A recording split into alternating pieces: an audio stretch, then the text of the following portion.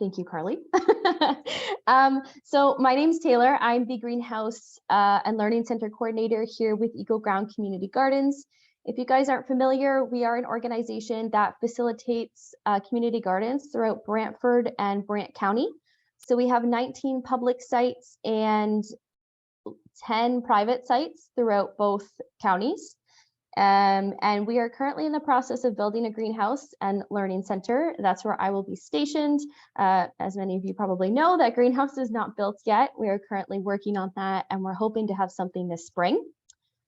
So to kick us off, I thought it'd be a great opportunity just to refresh everyone's brains. If you are a beginner, or if you are intermediate, or if you are advanced, this presentation's for you. It's going to be pretty high level. We're not going to get too nitty gritty. So we'll just give you the basics of getting your garden started for the season. And then I know some of you are actually our garden champions. So if you're a garden champion and you're currently joining us and you're using this information for your community garden that you're running, just be advised that not all of the information is going to apply. If you have any questions, you can always reach out to your team. Just have a couple people joining us here. So I'm really curious. There's a little button if you're on Zoom that says reactions. And under reactions, there'll be a little button that says raise hand. I want to use this if any of you guys have questions. And I also want to use it right now. I'm curious, how many of you consider yourself beginner gardeners? If you just want to raise your hand.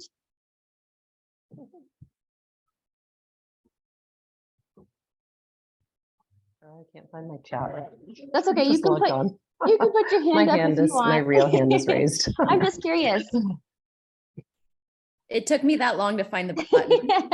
Yeah, it's under reactions. I find sometimes it will move on me and then I'll be going to put up my hand and I can't. You also are able to lower your hand, or I can lower your hand. And then I'm curious, how many of you consider yourself intermediate or advanced? Oh. Nice. So we got a little bit of a mix here. Awesome. Okay, so I'm going to give you guys a little bit of a presentation. We're just going to go over the basics of garden planning, and again, pretty high level. If you have any questions, throw them into the chat. We'll get to them after. So we'll go through a presentation, and then after we can have a discussion, and we can also go over any questions that you guys have. So this is part 1 of 4. Each parts of this, each session is going to guide us through from garden planning all the way to actually getting plants into the ground. And then throughout this season, we're going to be addressing various other topics, everything from pest control to water techniques to compost. We'll be doing a mix of virtual and in-person workshops. So if there's anything throughout this presentation that you'd love to hear more about, write it down, and I really want to hear from you. That applies to anything throughout the season. If you're ever like, oh, I feel like this would be a really cool workshop, or I really want to learn more about this, feel free to send it our way, and we would love to maybe include it in our programming list for the season. So we got lots planned. So just bear with me. I'm just going to share my screen with you guys.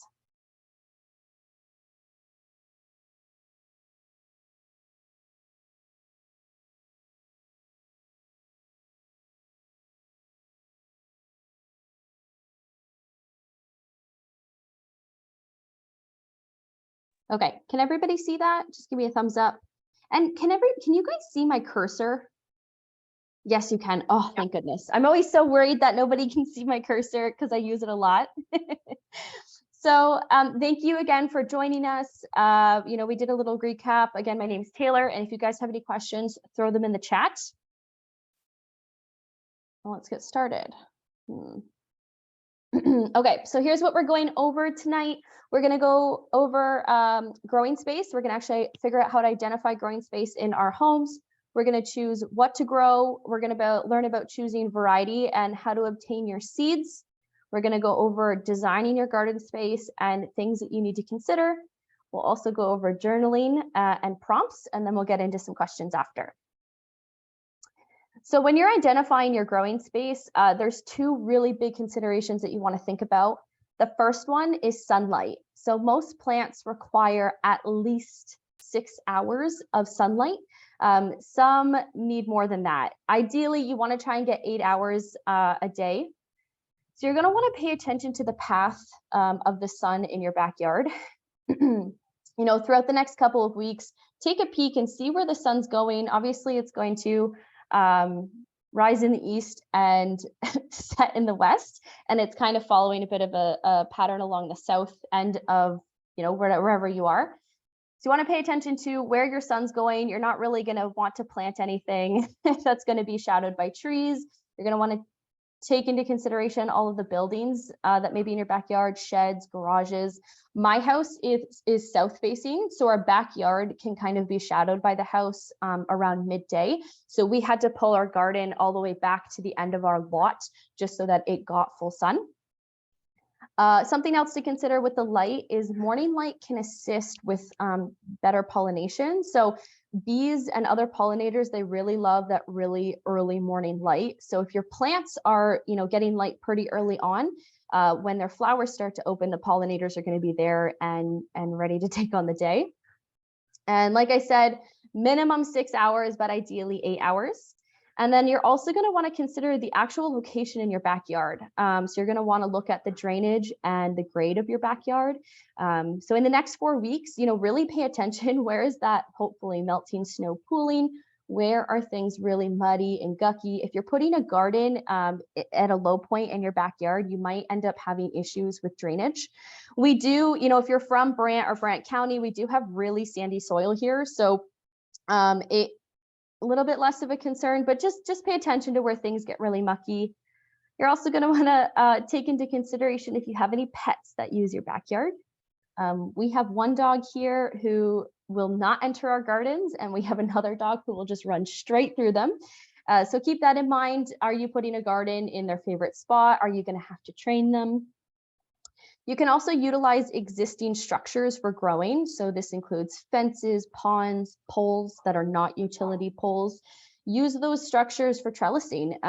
You know, get creative and think about some other areas that you could plant that maybe you hadn't thought about before. And then if you're planting directly into the ground, you're going to want to assess your soil.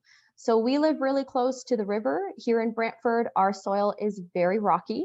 We do plant directly into the ground because, you know, we looked at the soil, it still works for us. However, there are some areas in Brantford that are not good for planting directly in the ground. Really look and see if there's too much rocks, you're going to have an issue with roots. Sorry, there's just got some people joining us. If you're planting in boxes, this is a little bit less of a concern. So here's some photos just to give you guys an idea. This photo here on the left is actually my backyard, and there's a little trellis behind where my cursor is. We planted loofah to grow up the fence, and then it grew out. So we let it climb all up the fence. It actually went over into our neighbor's side. He was totally okay with it. And then it also climbed some rope to another part of the fence. If you guys are planting loofah, please do your research and make sure you're giving it lots of space to climb. But we like using some of our structures in the backyard. We also have another part of the fence that we grow green beans on. There's some other images. You can see there's quite a little bit of shade back in here.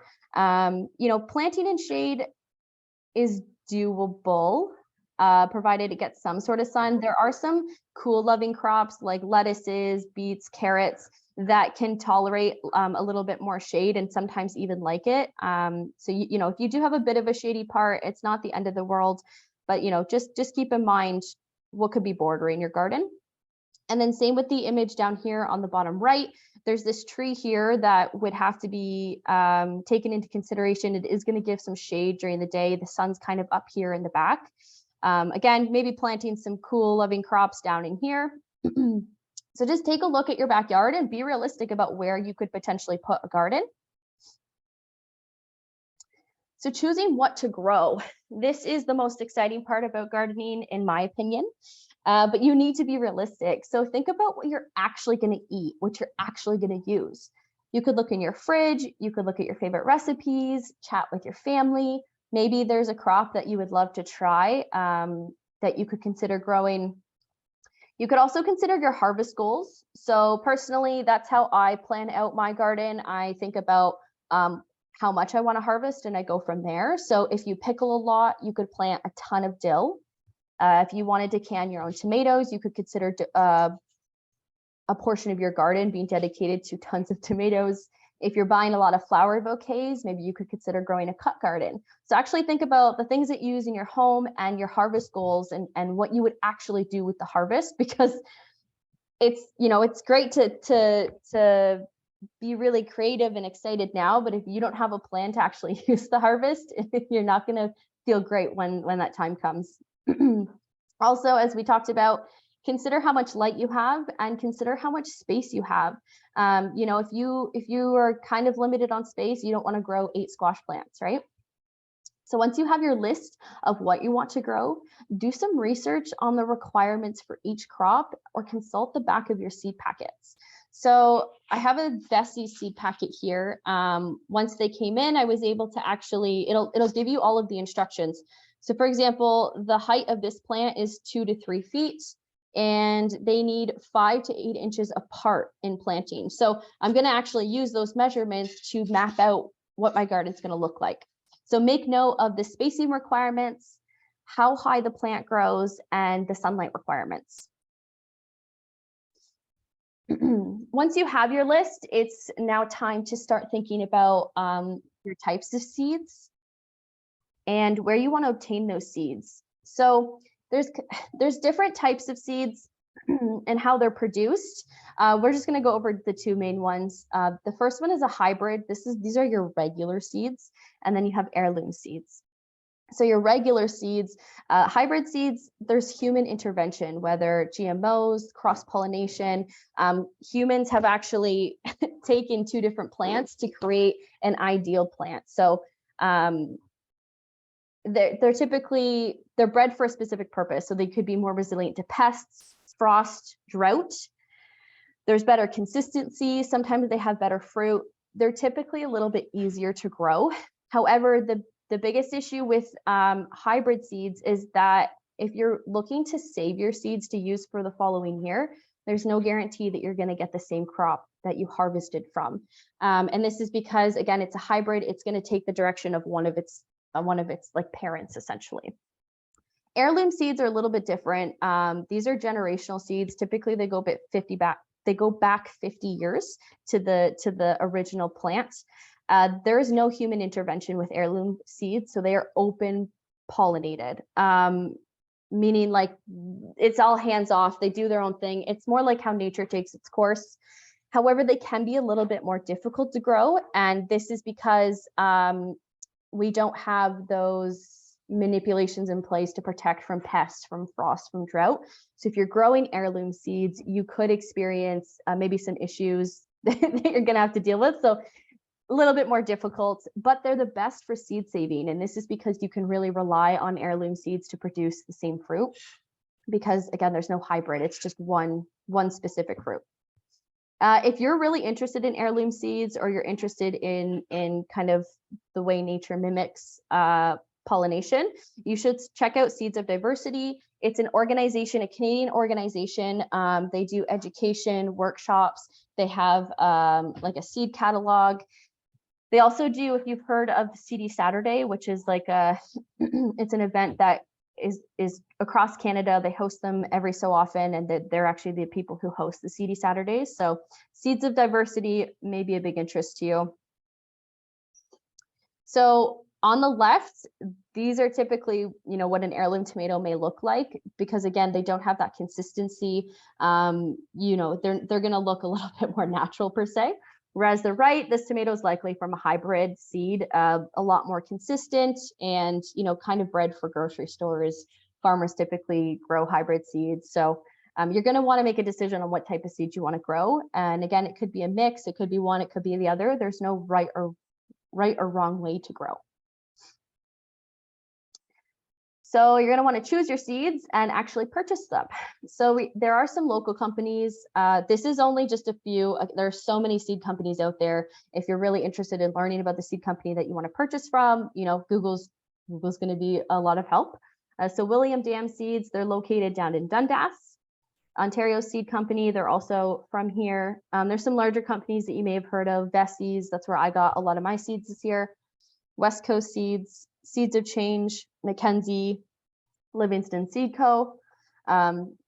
You could also consider a local seed swap. I wouldn't necessarily rely on that, but Equal Ground is hoping to host a seed swap in April where community members can come down and swap any of the seeds that they've saved or that they have. You could do seed saving, which we mentioned works really well with heirloom seeds. So if you're an advanced grower and you save seeds from the previous year, you could be relying on those this year. If you are advanced and you are saving seeds, then you probably know that a lot of your seeds are going to need to be stratified, which we'll get into later in this series. And then also you could ask in your community. If you're looking for a very specific seed or a specific crop, don't be afraid to reach out to your community. Again, we have a really great Facebook group that you guys are welcome to join. And we have so many different community gardens. You could always reach out to the volunteers there or get involved in those gardens and rely on your community. So now you've sorted out what you want to grow. You figured out where you're going to get your seeds. Now it's actually time to sit down and figure out where you're going to put everything. I don't personally suggest winging it come planting day. We're going to go over why. So when you're designing your garden space, there are some considerations you want to keep in mind. The first one are your goals. Do you just want to have fun and fool around with the garden? Do you want to go at it from a trial and error perspective? Do you want to grow as much as you can? Do you want a really robust harvest? Your goal is going to dictate how much effort you put into designing your garden space and how you actually design it. Some conditions that we mentioned you want to consider: sunlight and the path of the sun. You're going to want to consider the height of your plants, spacing, and seed packet instructions. I have this bolded because this is so important. Every plant is different.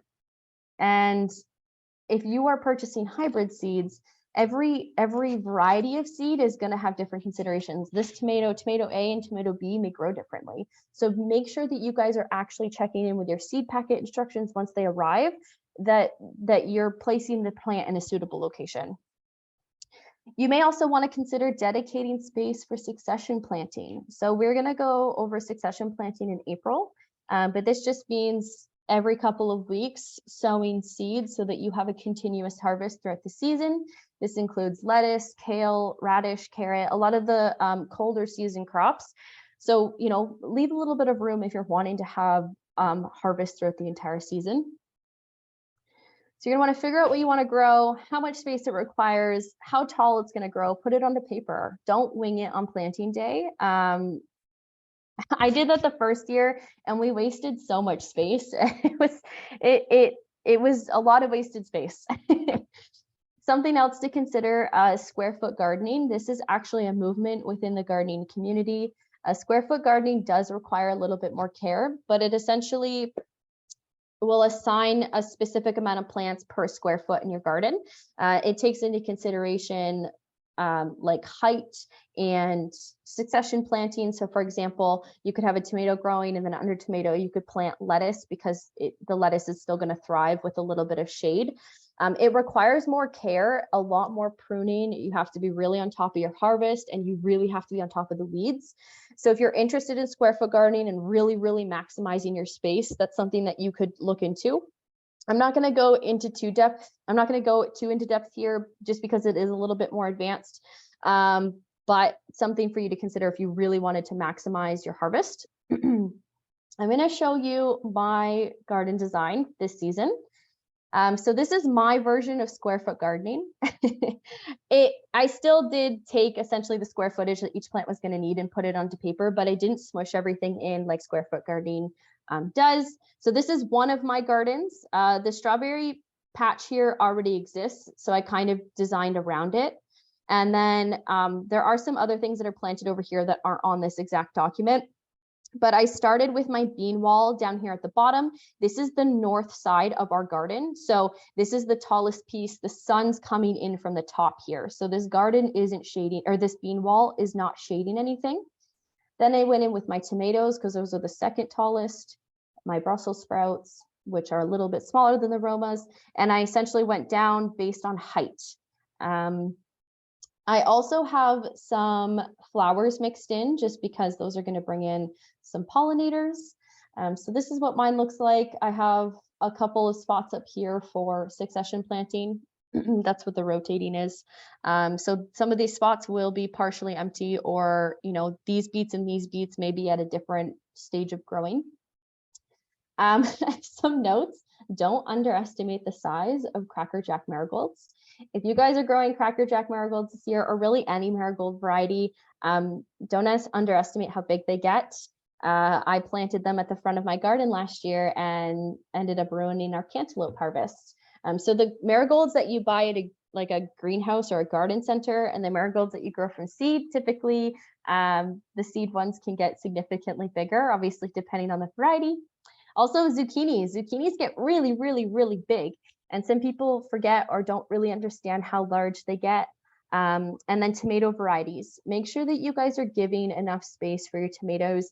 They really need airflow. And we'll go over taking care of tomatoes later in the session, but just make sure you're giving them, you know, like I said, that seed packet, don't skip out on what that seed packet is telling you. And then give your beans enough space to climb. Give them a trellis. Just some things to consider. So with designing your garden space, so there's some pieces here that you guys consider as you're, you know, designing for companion planting. Companion planting is a really big can of worms, but I'm going to briefly go over it. So this is planting specific plants that are going to benefit one another. Their roots could work together. It could provide bigger blooms, pollination access, so it could attract more pollinators, trap pests. You could have bigger fruit, better tasting fruit, provide shade. So companion planting is planting two plants beside each other that are going to benefit one another. And this is going to be very specific to what you're planting. I mean, I could tell you what I'm doing for my companion planting, but the plants that I'm growing may not be the same plants that you're growing. So if you're interested in doing companion planting, I would, you know, once you have your list of what you're planting, maybe do a couple Google searches just to see how those plants could be arranged to benefit one another. Some examples: tomatoes, they really love basil, carrot, celery, peppers. There's a lot of plants that go well with tomatoes, but there's a few that don't. Do not plant corn around tomatoes. Peppers, spinach, basil, beets, chives, again, a really long list for peppers. There are some plants that you're really not going to want to plant together. So again, if you just do a couple Google searches, you know, it may just help your harvest a little bit. If you're growing flowers or you're growing new plants, make sure you're researching any risks and make sure that you're planting them. So some plants and some flowers are toxic. So make sure that you're planting them in a safe proximity to other plants. So just do a research if you're doing any cut flowers or a new plant that you've never grown before. Just double check that you're not gonna affect the plants around it. This is a little chart for companion planting. Again, like I said, it can get pretty complicated, not complicated, but there's a lot of information out there about companion planting, and it's really going to depend on what you're growing. So if this is something that you're interested in, there's tons and tons of information out there. You can always reach out to us too, and we can always maybe point you in the right direction. So with designing your garden space, you're also going to want to consider crop rotation. So this applies to people who have grown in this space previously. So if this is your first year growing, this isn't really something you have to worry about right now, but it will be something that you have to worry about next year. And so every crop has its own impact to the soil. It will deplete the soil of nutrients in its own way. So you want to make sure that you're moving the crops around. You don't want to plant tomatoes in the exact same spot year over year over year over year. You're eventually going to have an issue. If you're an individual who really amends your soil or you practice permaculture practices, this may not be as big of an issue for you. But just some examples: bean varieties put nitrogen back into your soil. So some people will actually rotate where they put their beans just to help put nitrogen back in the soil. A really big example of this is in Haldeman. They grow corn and soybeans interchangeably. So one year to be corn, the next year to be soybeans, because those soybeans are putting nutrients back into the soil for the corn the following year. This is also where cover crops come into play. This is something that we would address also later down the road. But if you are a seasoned gardener, you may have done cover crops before. So cover crops are planted in the fall, early winter. They grow over winter and they're all bean varieties. They'll put nutrients back into your soil for you. So they're not intended to be edible. This is kind of what they may look like in the middle of the season. And then come spring, you just mow it down and your bed has been amended. And trap crops. This is also something that you may want to include in your garden space. So trap crops are, you're going to plant a very specific crop that's going to attract any pests that you've had issues with, and they'll deter them away from your valuable crops or your cash crops. So they're essentially a sacrificial plant. Some misconceptions with this, people say, well, if I plant a trap crop, it's just going to attract those pests to the garden when maybe they never would have came. Typically, if you're having an issue with a pest, regardless of what plant they're attacking, they were coming anyways. Some examples, blue Hubbard squash. This is a squash that people are typically used as a trap crop. They will deter, well, they'll attract vine borers and squash bugs away from your squash and your pumpkins. There's a couple other examples here.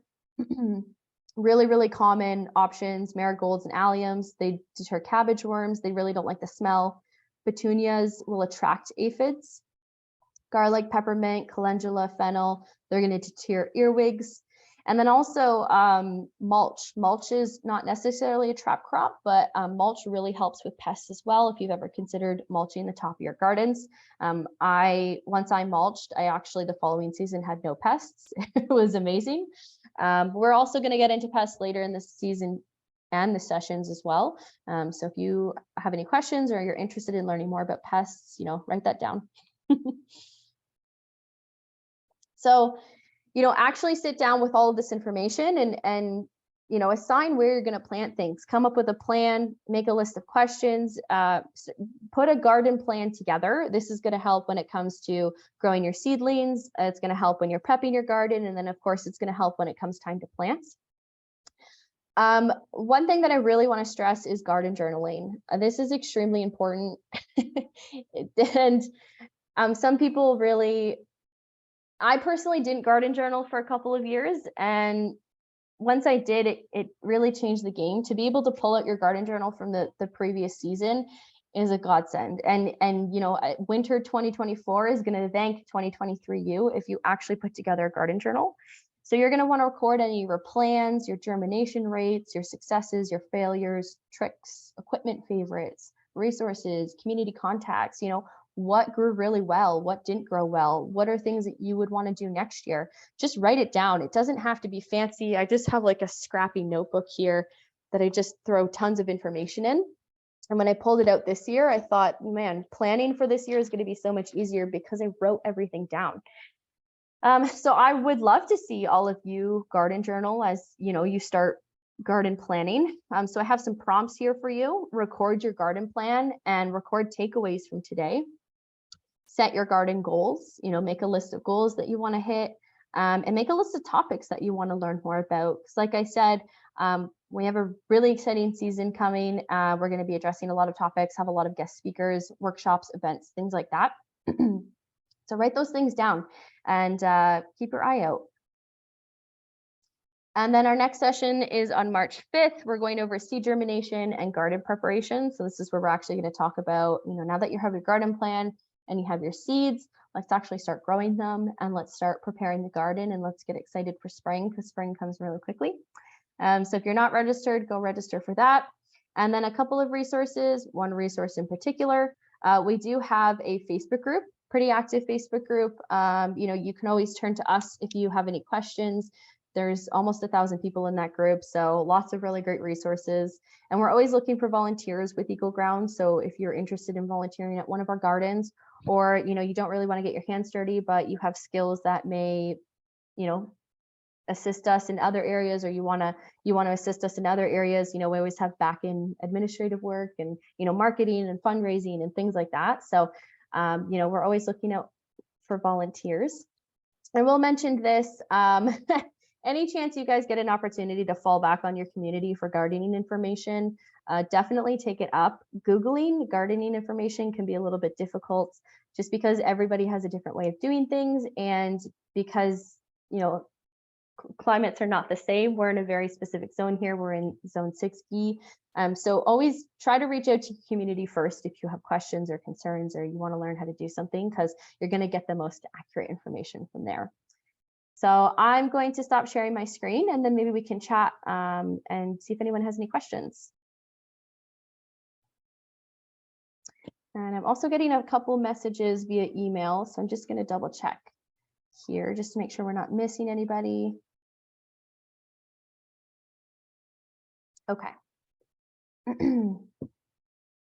Let's see if we have anything in the chat. Oh, Paulina, thank you. So Paulina has put a link to the Facebook group in the chat.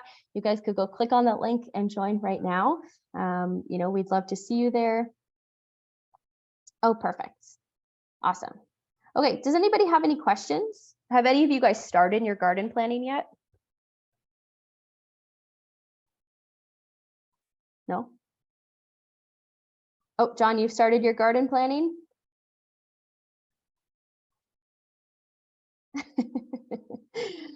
Okay, No, well, I haven't. I no, haven't. you No. haven't. Awesome. Well, it's a really good time. I suggest starting it now, especially as the seed companies are, you know, this is typically, there may be a little bit of a wait if you're purchasing seeds. Cheryl says, how large is your garden? My personal garden is like a 25 by 30, and then we have a couple other smaller gardens. If you're purchasing your seeds online, I suggest doing it now. If you're purchasing your seeds in, you know, from a hardware store, those also go through really quickly. So, you know, put your list together in the next couple of weeks, and, you know, start getting those seed packets in. Did anybody else have any questions?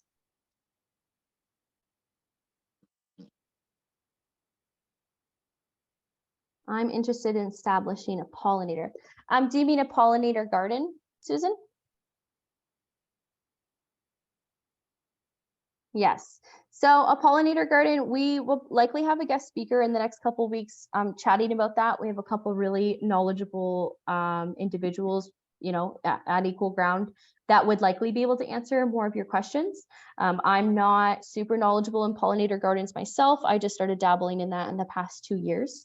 But we also have a really great resource here in Brantford. We have our butterfly rangers, who their focus is specifically to establish pollinator gardens throughout the area. It's an international organization. And then each of our community gardens also have pollinator gardens. So I'm more than happy to connect you with somebody or connect you with more resources after, just because I'm probably not the best person to answer those questions. Are all the hybrid seeds GMOs? Technically, genetically modified organisms, anytime you're interfering with anything, seeds specifically, they become GMOs. So if they've been interfered with in any way, it doesn't necessarily mean that they're all in a science lab, like joining stuff together. It could just mean that they have two plants in the same area that they want to cross-pollinate. GMOs aren't necessarily all bad, though. You could always do separate research on that. There's conflicting information or conflicting opinions about whether GMOs are bad. But if you're wanting to stay away from that, then you definitely could look into hybrid options.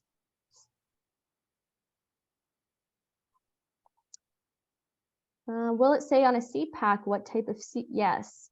So Carly says, will it say on a seed pack what type of seed it is if it's hybrid versus heirloom?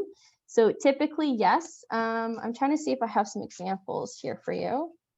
So if you're purchasing them online, it'll tell you online. I'm just trying to see if it says it here. When you're purchasing like Mackenzie seeds in person, it'll always say hybrid in the bottom right, or not hybrid, sorry, heirloom in the bottom right corner. If it doesn't say it's heirloom or hybrid, then assume that it's a hybrid. Because again, those are your regular seeds. Hybrids are typically standard. Natalie would like to know, who is not a part of Equal Ground, or is this your first time interacting with Equal Ground before? Natalie is one of our board members. We have a couple board members on tonight, so I'm interested too. Is this the first time, anybody's first time, joining us, Equal Ground? Have you heard about Equal Ground before? Sarah, yeah, nice, welcome.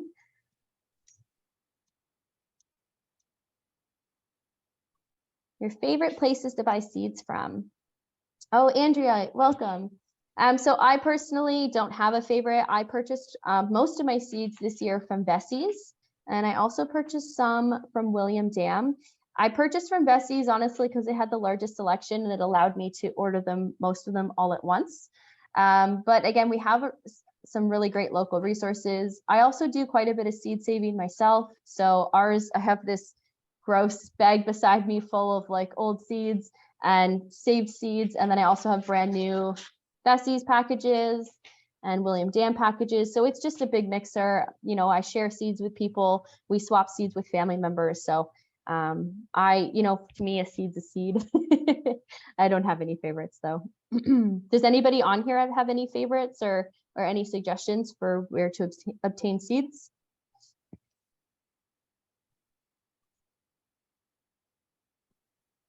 No? Google will also probably be helpful. Like I said, when you're Googling gardening information, you're going to get a lot of different answers and a lot of different information. Will there be a session on seed saving? Yes, so we're going to do something towards the end of the season, and we'll probably also talk about it in May during the last Let's Dig In session as well. But we'll probably do an in-person workshop as well. I'm gonna write that down. I have a couple of questions. I'm just going to say it. instead of Yeah, type it. absolutely. I love that. Old school. I'm curious about, I have some grass seed from last year. Would it dry out if it's been in the package for a long time and it hasn't been planted?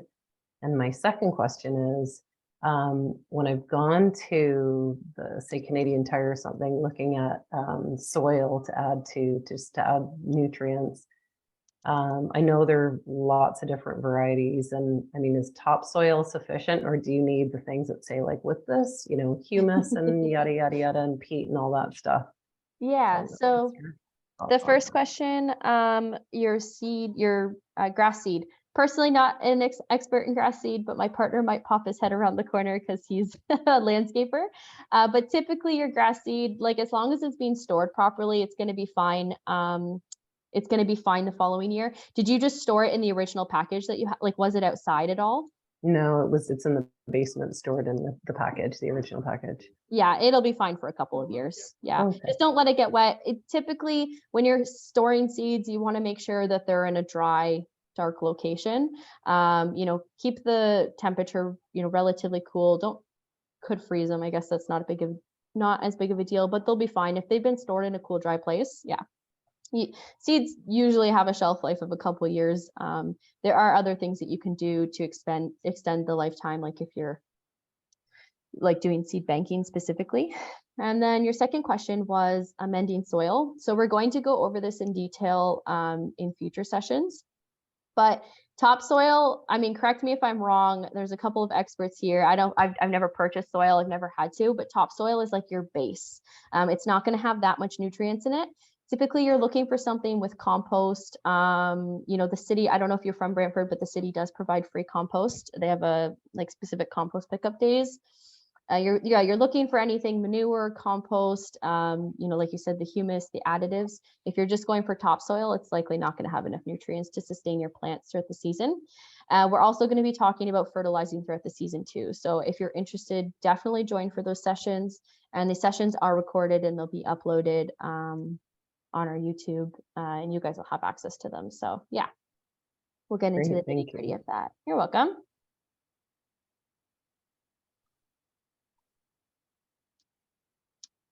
Any more questions? Don't be afraid to unmute yourselves. I'd love to hear your voices.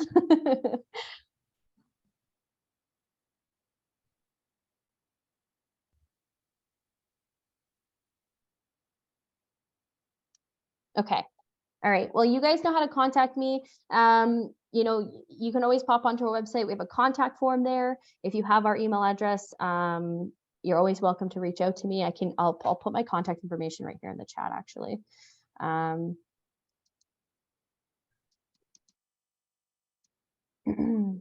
When you say fertilizing, do you mean natural compost or what?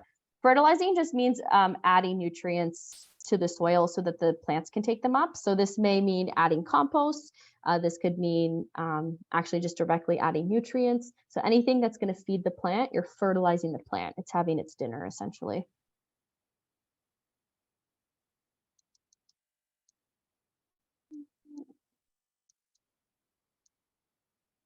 Have to check on our phone number.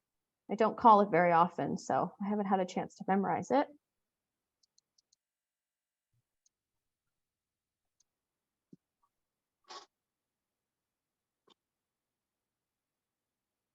Commercial fertilizers. Commercial fertilizers, that's a big can of worms.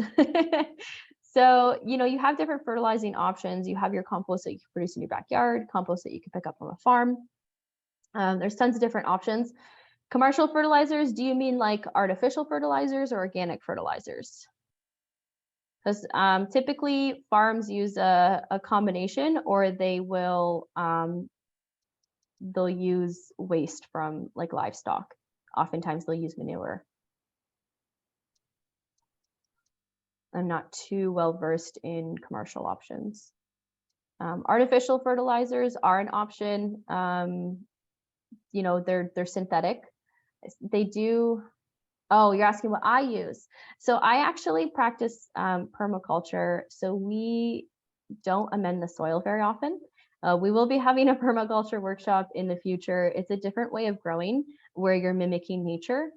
So we have a lot of mulch in our backyard, and we try to take care of our soil so it doesn't need to be amended. Typically, though, we do make backyard compost here. We'll use that, or, you know, there's different composts that you can order from farms. Dragonfly Landscaping here in town also has a couple good options. They have a good garden amendment that we ordered a while ago. But honestly, if you guys are really looking for fertilizer recommendations, I just suggest using compost from the city or purchasing manure. And again, you can get manure at you know, Home Depot and such.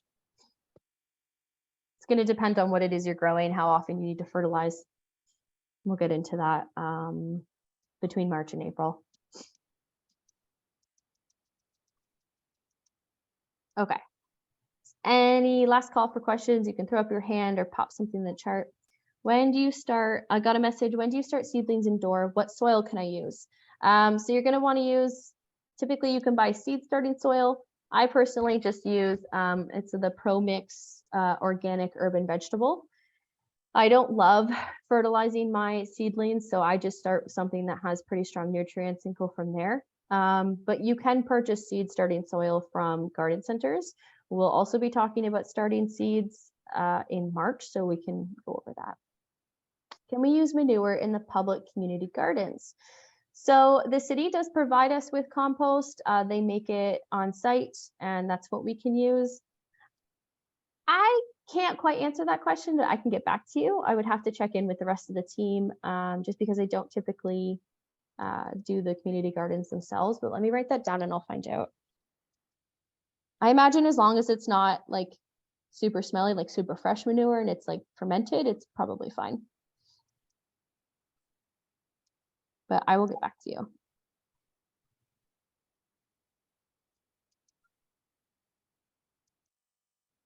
But yeah, the soil or the city does provide compost to all of the community gardens. So we have the option to have it delivered in the spring or in the fall, and then you can amend as needed.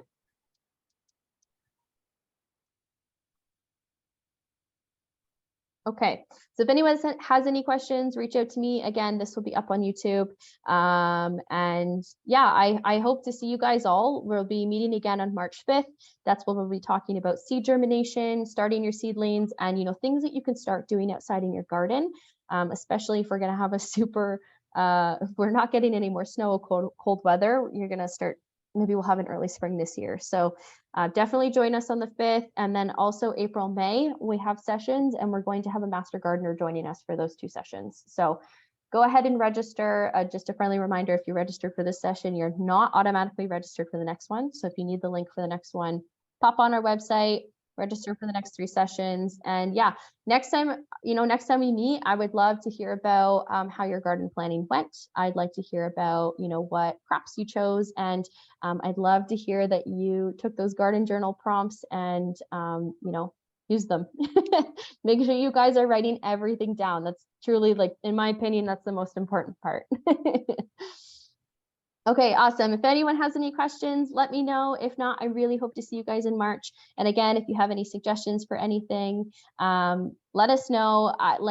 We're doing a lot this season. That's my whole job. So I'm really excited to, start meeting with you guys in person, and we can, learn some more. Paulina says she's on the Vesties website now. Yes, go over to the Vesties website. They have really great stuff, good seeds. And then also William Dam, they're located in Dundas. I'll be candid with you guys. They are 8 weeks behind on shipping out seeds. So if you want to purchase from William Dam, they're nice and local. Go down to their store in Dundas. Really wonderful store. The seed selection's a little overwhelming, but it's really fun. So, okay, awesome. All right. If anyone has any questions, let me know. Otherwise, I hope you guys all have a good night. Bye. Thank you.